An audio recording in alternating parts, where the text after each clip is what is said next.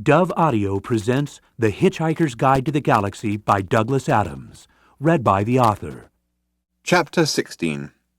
Arthur awoke to the sound of argument and went to the bridge. Ford was waving his arms about.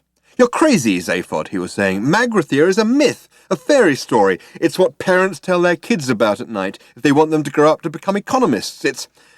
And that's what we are currently in orbit about," insisted Zaphod. "Look, I can't help what you may personally be in orbit around," said Ford, "but this ship—" "Computer!" shouted Zaphod. "Oh, no. Hi there! This is Eddie, your shipboard computer, and I'm feeling just great, guys, and I know I'm just going to get a bundle of kicks out of any program you care to run through me." Arthur looked inquiringly at Trillian. She motioned him to come on in, but keep quiet. "Computer," said Zaphod, "tell us again what our present trajectory is." "A real pleasure, fella," it burbled. "We are currently in orbit at an altitude of 300 miles around the legendary planet of Magrathea." "Proving nothing," said Ford. "I wouldn't trust that computer to speak my weight." "I can do that for you, sure," enthused the computer, punching out more ticker tape. "I can even work out your personality problems at 10 decimal places if it'll help." Trillian interrupted. "Zaphod," she said, "any minute now we'll be swinging round to the daylight side of the planet," adding, "whatever it turns out to be." "Hey, what do you mean by that? The planet's where I predicted it would be, isn't it?" "Yes, I know there's a planet there. I'm not arguing with anyone. It's just that I wouldn't know Magrathea from any other lump of cold rock. Dawn's coming up if you want it." Okay, muttered Zaphod. "Let's at least give our eyes a good time. Computer, hi there, what can I—" "Shut up, and give us a view of the planet again." A dark, featureless mass once more filled the screens, the planet rolling away beneath them. They watched for a moment in silence, but Zaphod was fidgety with excitement. "We are now traversing the night side," he said in a hushed voice. The planet rolled on. "The surface of the planet is now 300 miles beneath us," he continued. He was trying to restore a sense of occasion to what he felt should have been a great moment. Magrathea! He was piqued by Ford's sceptical reaction. Magrathea! "In a few seconds," he continued, "we should see there." The moment carried itself. Even the most seasoned star tramp can't help but shiver at the spectacular drama of a sunrise seen from space. But a binary sunrise is one of the marvels of the galaxy. Out of the utter blackness stabbed a sudden point of blinding light.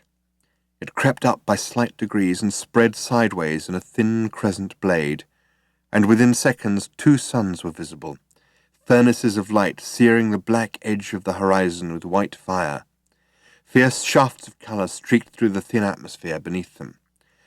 "The fires of dawn," breathed Zaphod, "the twin sons of Sulianis and Ram." "Or whatever," said Ford quietly. "Sulianis and Ram," insisted Zaphod. The suns blazed into the pitch of space, and a low ghostly music floated through the bridge. Marvin was humming ironically because he hated humans so much.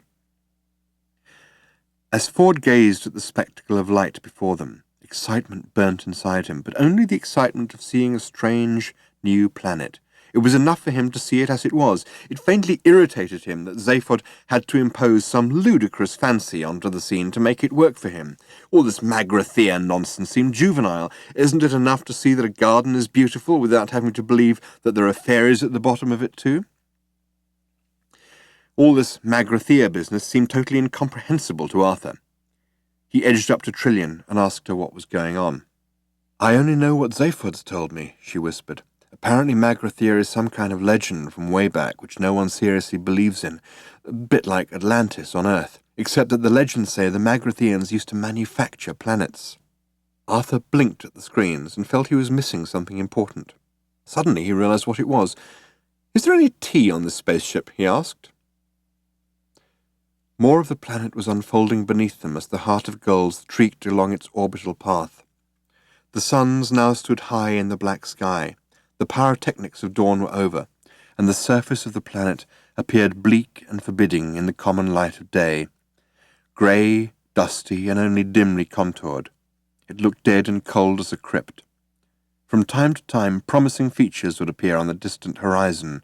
Ravines, maybe mountains, maybe even cities.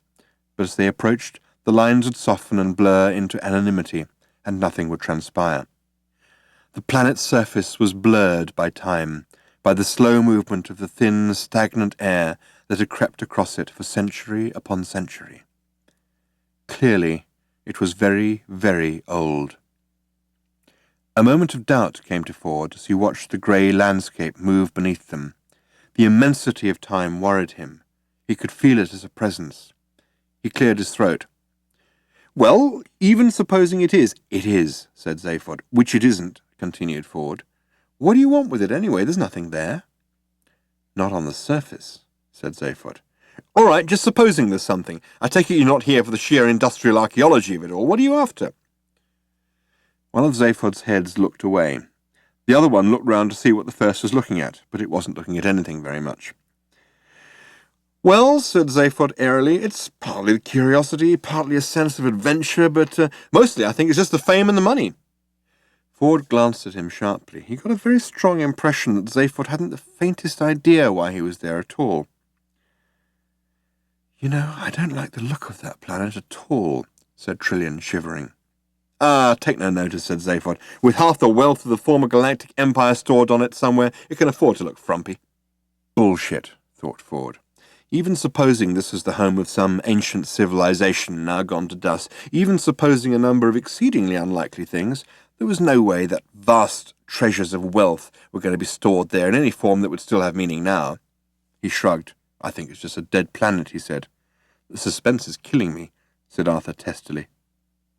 Stress and nervous tension are now serious social problems in all parts of the galaxy, and it is in order that this situation should not be in any way exacerbated that the following facts will now be revealed in advance. The planet in question is, in fact, the legendary Magrathea. The deadly missile attack, shortly to be launched by an ancient automatic defense system, will result merely in the breakage of 3 coffee cups and a mouse cage, the bruising of somebody's upper arm, and the untimely creation and sudden demise of a bowl of petunias and an innocent sperm whale. In order that some sense of mystery should still be preserved, no revelation will yet be made concerning whose upper arm sustains the bruise. This fact may safely be made the subject of suspense, since it is of no significance whatsoever.